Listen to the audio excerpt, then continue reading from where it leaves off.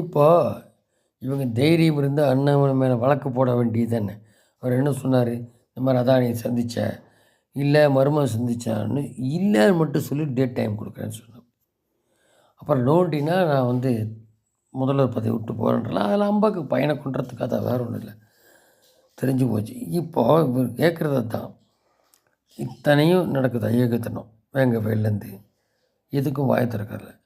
அங்கே போய் கேரளாவில் வைக்கிறதுக்கு போய் என்னத்தையும் உளர்ற அப்படி ஏன்னா இந்த மாதிரி நிறையா கூத்தெல்லாம் பண்ணி வைக்கிறது. அப்புறம் நிறைய எல்லாம் தெரியும், எல்லோரும் தெரிஞ்சது. ஆனால் எனக்கு வந்து இவர் இப்போ செந்தில் பாலாஜி கதை முடிஞ்சிடும். திருப்பி திருப்பி சுப்ரீம் கோர்ட் கேட்குறாங்க, வந்து ஏன் மந்திரி பதவி ஏற்றன்னு.